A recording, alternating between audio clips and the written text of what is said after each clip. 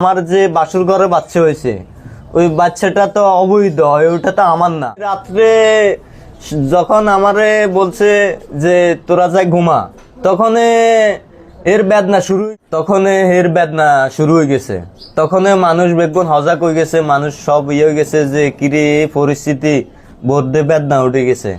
তারপরে হে নিজে নিজে বাথরুমে গেছে, বাথরুমে যায় বাচ্চাটা হে নিজে নিজে হোয়াটসঅ্যাপ করছে বাচ্চাটা, নিজে একাই প্রসব করছে। হ্যাঁ হ্যাঁ, বাচ্চা কেউ ধরে নাই। আচ্ছা আচ্ছা। তখন বাচ্চা কান্দি উঠছে, আর আমি তারে বললাম যে কিরে কি সমস্যা কি, আমারে বলছে যে কোথায় বাচ্চা গাইছে। এই কথা শোনানোর পরে তো আমি আমার মারের 2-3 বললাম দিদি, আমি নিজে পড়ে গেছি, আমার আর হুঁশ নাই, আমি বেহুশ হয়ে গেছি, আমি বেখেল হয়ে গেছি, আমার আর হিসম কোনো কিছু বলার নাই, কোনো কিছু ইয়ার নাই, আমি নিজে হতাশ হয়ে পড়ে গেছি, আমার আর কোনো খবরে নাই। বাবু হয়েছে রাত 12টা-1টার দিকে এরকম, মানে যখন ব্যথা উঠছে তার 1 ঘন্টার মধ্যে ডেলিভারি, 1 ঘন্টার ভিতরে ডেলিভারি হয়ে গেছে। নিজেরটা নিজেই করছে। হ্যাঁ, নিজেরটা নিজেই। হ্যাঁ, একটা বাচ্চা হইলে তো ধরেন 4-5 জন মহিলা লাগে, 3-4 জন মহিলা লাগে, সেবা যত্ন লাই, কিন্তু হে বুঝেন না শৈল্যগত কত ওয়েট থাকার কারণে হে নিজে নিজে একলা পদক্ষেপটা লইয়া লেছে। ঘটেছে কোথায় সেটা আমরা আবার বলে দিচ্ছি, লক্ষ্মীপুর জেলা চররুইতা ইউনিয়ন চল্লামসি গ্রামের 3 নং ওয়ার্ড তনুমিয়া হাজিবাড়ি। আপনার সাথে মেয়ের সাথে আগে সম্পর্ক, যেমন আমরা এই আপনাদের এলাকা কিংবা মেয়েদের এলাকা ঘুরে যতটুকু জানলাম, অনেকে বলে যে ছেলে 10 লাখ টাকা নিছে, অনেকে বলছে 5 লাখ টাকা নিছে, অনেকে বলছে ছেলেকে এটা ধরাই দিয়া যারা মধ্যস্থতা করছে তারা টাকা খাইছে। আসলে এই বিষয় নিয়ে কি আপনি কিছু বলতে চাচ্ছেন? আসলে মানুষ বহুত রকমের কথা বলে, বুঝছেন। কেউ বলতেছে 5 লাখ নিছি, কেউ বলতেছে 10 লাখ নিছি, কেউ বলতেছে 3 লাখ নিছি। আসলে কিন্তু আমি 2 টাকাও পাই না। একটা ধরেন আপনাকে কেউ 10 লাখ টাকা দিল, এরকম মনে করেন যেমন আপনার ভাগ্যে ঘটে গেছে এরকম একটা অ্যাক্সিডেন্ট, 10 মাসের বাবু সহ বিয়ে করেছে, প্রেগনেন্ট অবস্থা, বাসুর ঘরে বাবু ডেলিভারি হয়েছে, এই তো নরমাল, এই তো।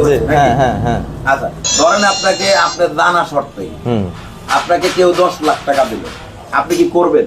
না, আমাকে খালি 10 লাখ না, পুরো পৃথিবী দিলে আমি করবো না, কারণ এটা আমার কলঙ্কারি হইব।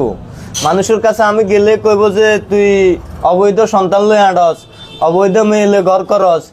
আমার তো কোটি টাকার চেয়ে আমার মরে যাওয়াটা অনেক ভালো, কথা বুঝছেন। আমি ওই টাকা টুকার আমি এগুলা দাঁড়দারি না। কেউ যদি বলে 1 কোটি টাকা দেবো, তুই ওই মেয়েকে বিয়ে কর, একটা ছেলে আছে, নাহলে ও প্রেগনেন্ট, আমি জীবনে ওগুলা করতাম না। কিনলে আমি মানুষের কাছে জীবনে আমি মুখ দেখাতে পারবো না।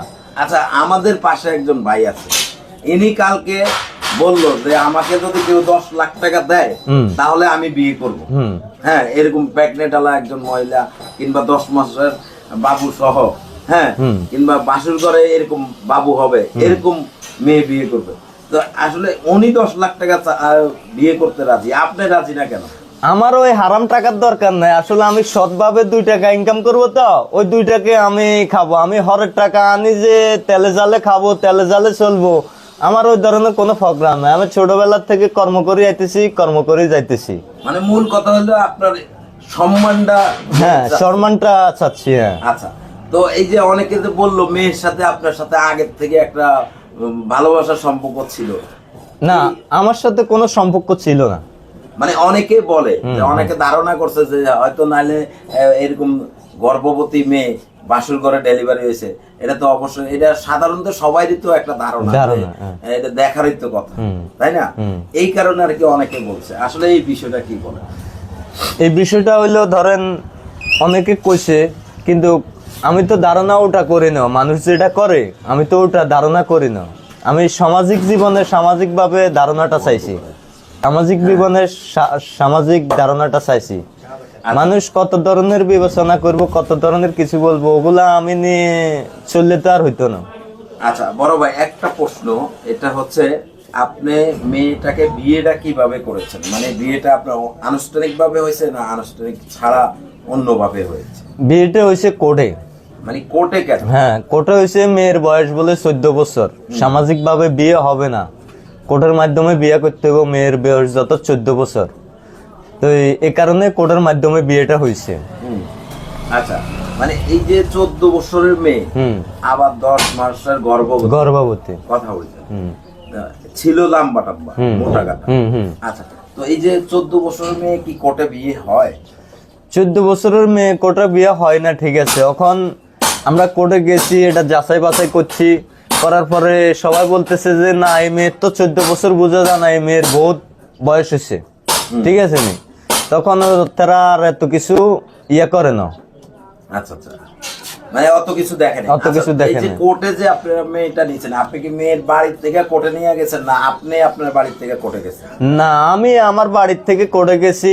হের বাবা মা আইছে, হের বাবা মা হেরে লই কোর্টে গেছে, হের বোনের জামাই আইছে, হের বোনে আইছে, হেরে কোর্টে লই গেছে। আমরা জানি। বড় ভাই, এই যে কোর্টে তো সে হাঁটছে ঘুরছে একটু, হ্যাঁ, তো সেই ক্ষেত্রে কি আপনারা খেয়াল করেন না যে একটা মেয়ে গর্ভবতী, ধরেন 10 মাসের অন্তঃসত্ত্বা যারা, তারা তো হাঁটাটাও তো তারা একটু অন্যরকম, তো সেরকম কোনো কিছু কি আপনার মুরব্বীরা কিংবা আপনি সেরকম কোনো কিছু ফলো করেন না?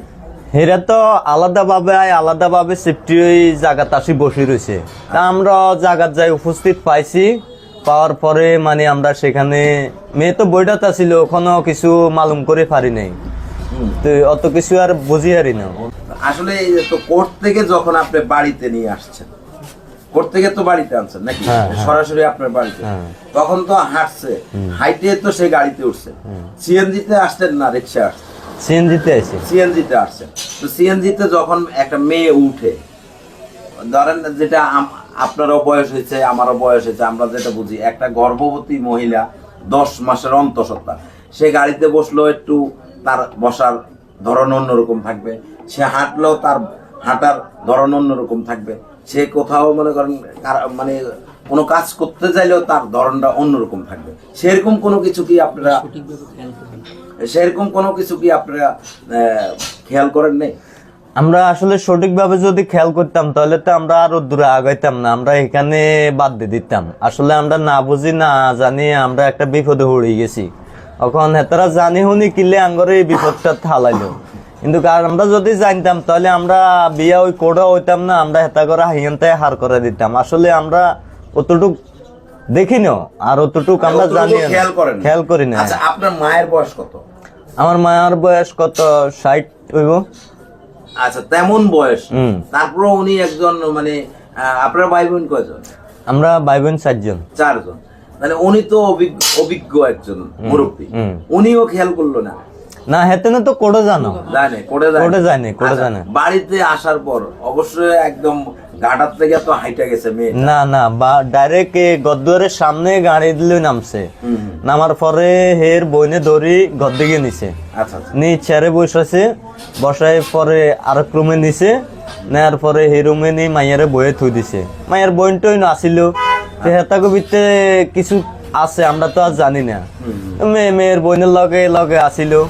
তো অন্তত 50-60 জন মানুষ আছে ওই বিকালের পরের থেকে মাইয়ারে চাইতো, মাইয়া বসে রয়েছে, কারণে ওই যে হাঁটাচলাও করতো না হাঁটাচলা বসে রয়েছে। পরে 50-60 জন মহিলা আছে, আমরা মিষ্টি টিষ্টি খাওয়াইছি। তো ওরা চাই গেছে যে ওরাও করতে একটা না, ওরা তো একটা নারী, আরেকটা নারীর কথা বুঝবো কিংবা আরেকটা নারীর হিসাব জানবো, ওরাও কিন্তু জানে না, মানে কেউ বুঝতে পারে, কেউ করতে পারে না। আচ্ছা, আরেকটা যে কথাটা, ধরেন আমরা তো বিয়ে করে বাসর করে তো বউয়ের সাথে তো একটু গল্প গুজব করি, তাই তো?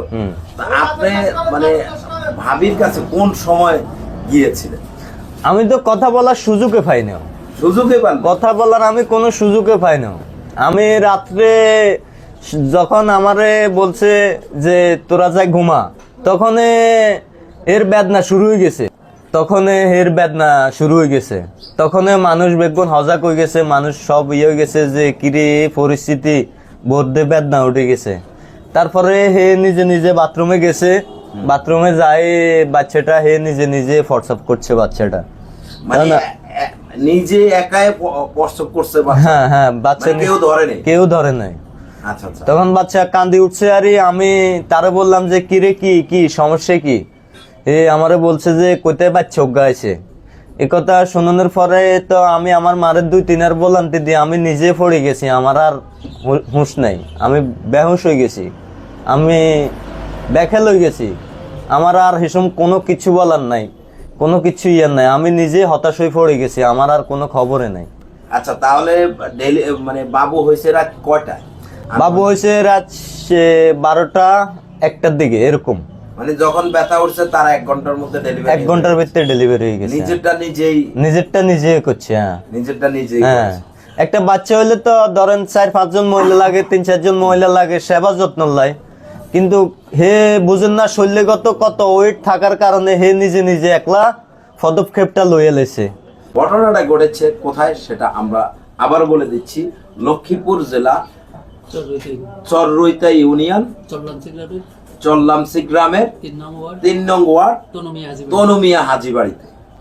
তো দর্শক, আপনারা সেই পর্যন্ত, আমরা যদি আগামীতে এই ঘটনা আরো কিছু খুঁজে পাই আপনাদের সামনে আবারও তুলে ধরব।